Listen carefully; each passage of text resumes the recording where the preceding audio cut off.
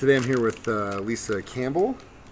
And Lisa, what branch of the military did you serve in? United States Air Force. Air Force? Cool. Mm-hmm. What years? From 1973 to 1976. Oh, wow. 3 So, years. What made you want to get into the military? A family that is largely military for as far back as every war that we know of, just about. Really? My dad was U.S. Air Force retired, and he went in when it was Army Air Corps. Mm-hmm. Yeah. And then when it split from Army to Air Force, he went Air Force. And he was in World War II and then Korea. And he retired, and I followed in his footsteps. Gotcha. I went Air Force. My brother was in Vietnam. Uh-huh. And I served in the United States during that Vietnam era. Yeah.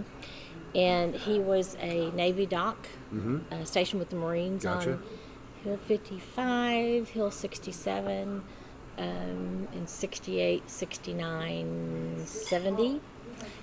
So an Army doc was pretty rough in Vietnam. But then he served, I think, I don't know how many years it was, but after Vietnam, I hardly ever saw him again. He was either in medical school, Navy, so he went nursing school, and then he was selected through the Navy to go to anesthesiology school, and then he had to pay them back 7 years of service. So he continued to be gone, and then he was in Kuwait during the Marine bombing. Oh, wow. And after he served his 7 years in the Navy back, he switched to the Air Force. So he retired Air Force also. Oh, wow. God, he was all over the place. That's Yes. crazy. Yeah. And I would like to ask him which one he liked better, you know? And then- like take the Pepsi challenge. I'm not sure. I never asked him that. I'll have to ask him that. But he did retire Air Force, and then he was still gone. So by the time there was like 10 years difference, 9 or 10 years difference, by the time I was like just a kid in elementary, he was gone, you know, and just continued to travel and be gone. So, but I was in the Air Force in 73, and I had signed up early in high school. I was 16 as a senior. Yeah. And you had to be 18 to get into the service. You had to wait. So I had to wait. Turned 17 that year, and then I had to wait to the following November after graduation to go. So you had a long summer. Yeah, but I worked. Yeah. Yeah. What'd your dad think about you signing up? We never talked about it. Never talked about it? No. Wow. Never talked about it. Mm-mm. Huh. That'd be interesting. Yeah. So what'd you do in the Air Force? I served, let's see, I went to basic in Lackland in San Antonio, Texas. Hot. Yeah. San But- Antonio is such a great town. Yeah, Oh, I God. love it. I'm not a It's a big great fan. retiree town. I'm not a big fan of Texas on a personal level, but I love Austin and I love San Antonio. I think those are like really like the places best that, places. It that is. shine, that make San that Marcos, state too, yeah. that make that state just shine. And then Thank you. Houston and Dallas and all those places, I'm like, yeah, I'm probably gonna Austin's piss the a lot best. of people off by saying that, but I Austin's really the don't. best. Yeah, Austin and San Antonio are just like, because it's like that Tex-Mex kind of feel, Yeah, border town. that's I where mean, I'm so it's like the best. I mean, I'd tell a million people I'd go to San Antonio any day of the week, but Houston or Dallas or Galveston or anything like that would be other. Yeah. Austin's just Yeah. a unique. But so I was in Lackland, and then I got sent to Biloxi, Mississippi, to Keesler Air Force Base. And during that time, during Vietnam, at the end of the Vietnam era, which was about 73 or 74, I was there, and they really didn't like the military. And they didn't want us at their stores. They didn't want us buying their clothes. And I had just gotten out of basic, so I needed clothes. And Yeah. they hated us. They absolutely That's hated us. awful. And then I went to, after Keesler, I got sent to Bowling Air Force Base, which is the headquarters of the Air Force at that time. And it was great because it was all military. Yeah. and I was in the Consolidated Personnel Base Office for the Air Force, Okay. and the headquarters there, and that's where I worked in personnel. Okay. And I had the greatest job because what I got to do was every person that came to that base, I got to process their paperwork. Oh, cool. So you So get to meet I everybody. got to meet everybody. That's awesome. And I look back now, and I can see that was the perfect job because I like to talk so much. Yeah. That's So it good. really was. That's awesome. So I went to was personnel. That's cool. That's awesome. All right, we're going to take a break because our food just got here. All So let's do that. I think that's the button. All right, we're back. We've stuffed our faces and back with Lisa Campbell. And you were talking about you were in personnel in the Air Force. Yeah. And while we were eating, we brought this up, and I was like, we have to go back there. She talked about earlier about how you come from a military family and that your stepfather was a prisoner of war in Japan. Just tell me some about that. Yeah, Joe. Joe was a prisoner of war for 3.5 years in Japan, and I think it was 1941 he was captured. But he always was loving towards the Japanese people. Even, all these years back, he was gracious and knew that it was part of war. Yeah. And we talked about, Mike and I talked about that. He knew that that was their job, and his job happened to be captured. You sign, you got to do it. Yeah. But when he passed away, he had given me mom had given me this little notebook, and I kept it, and for some reason I really never opened it. And last year, I finally opened it, and it was a little black notebook kept in a vinyl snap cover, and I opened it, and the black notebook had names from servicemen, and he had written every prisoner of war that he met. And I guess it was so important to him to have a record of who was there during his time. And to me, it's kind of a historical thing. Yeah, well, yeah. In his memory, Yeah. But each serviceman, if he could get where they were from, some of them he wrote an address.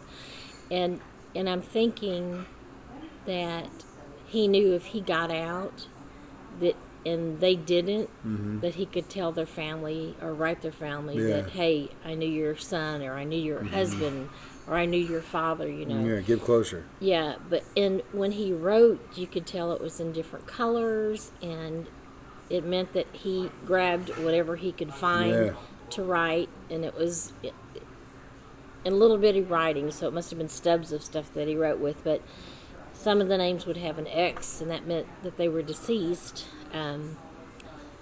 But the record of every service person, it's incredible. Every service, and at that time it was men, every serviceman from all over the United States, and I think there was, I don't know what country we were in war with, but there were other countries of servicemen that he wrote their names down. That were also in the camps? Yeah, but most of it was Chinese or any other of the Asian countries, I'm assuming he would have been in there too. And he wrote the names down of those, but he wrote names for 3.5 years. I can't remember how many there were, but there was a lot of names. Yeah. And he wrote about when he was captured, and I think it was 1941. And some of the stuff that he wrote was about the capture. And the other thing I found in the notebook was, and it was probably to occupy his time, he learned, I think it was cribbage.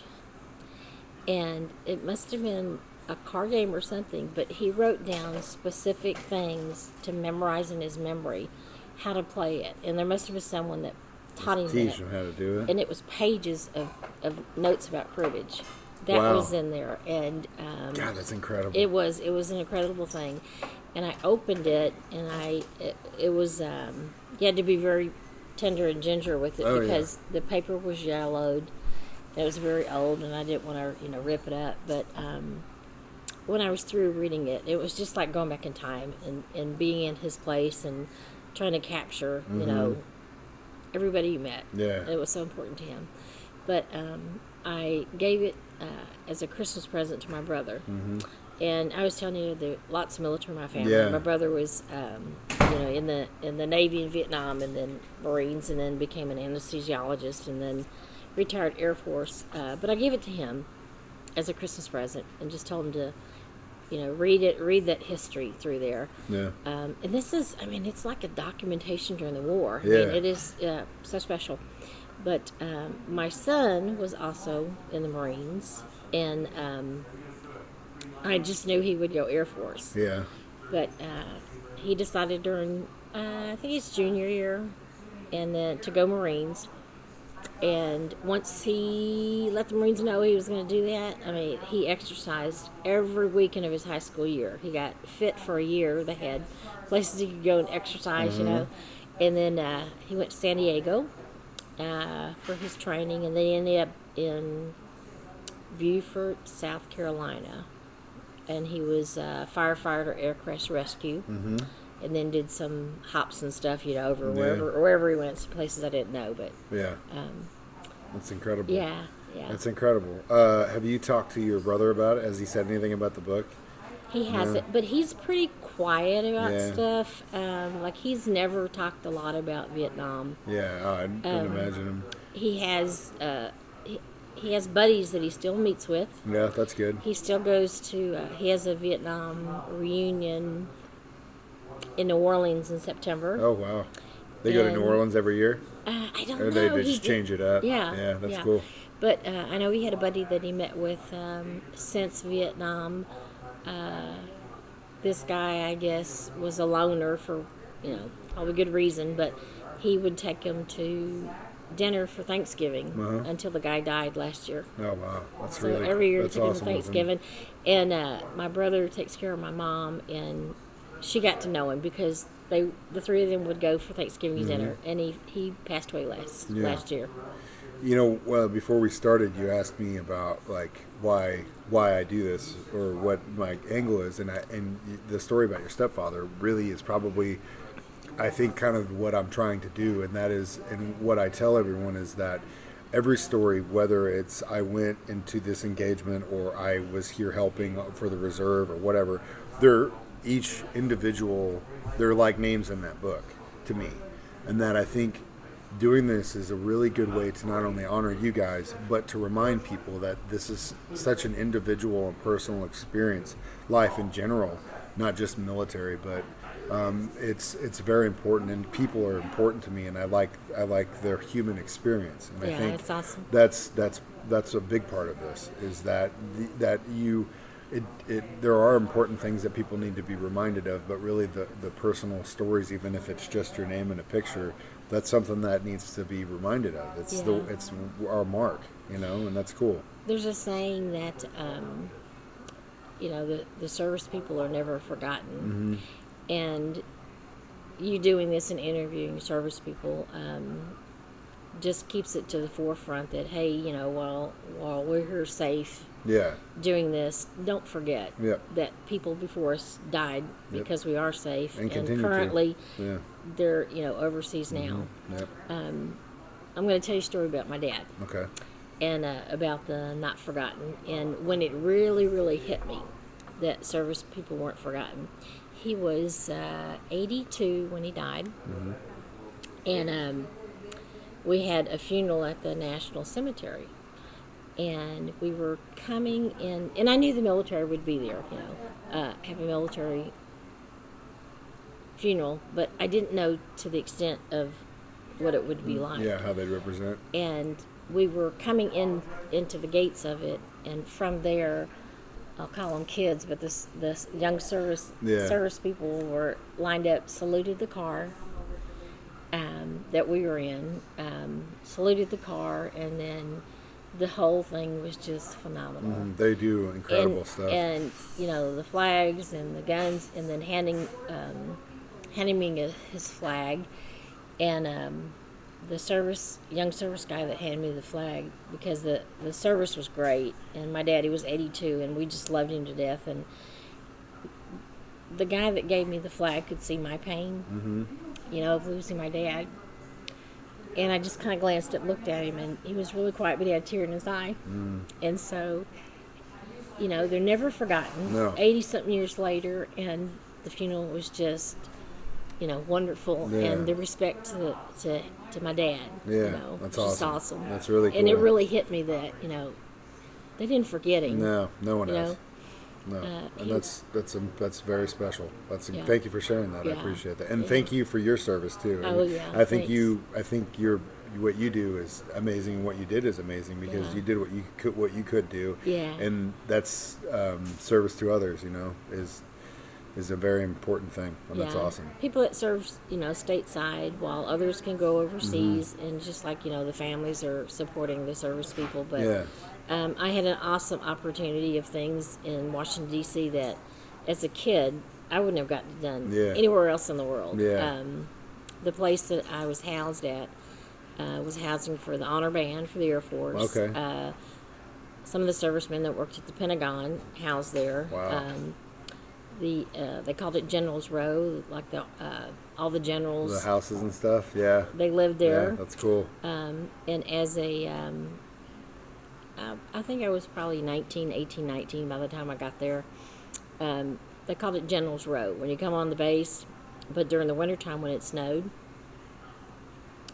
we would put fatigues on. They would pull us out of our office job, put fatigues on, and we called it shoveling snow on General's Row. And I had to shovel the snow Of the for general's them to houses. drive the car Wow. out the gate. Wow. That's incredible. Yeah, That's so yeah. cool. Well, thank you very much for doing this interview today. Thank you. And thanks for sharing those stories. They're incredible. Yeah. I really appreciate it. They all have ordinary lives later, Yeah. but we have, it's real important. And thank you for not forgetting us. I will never will. Thanks.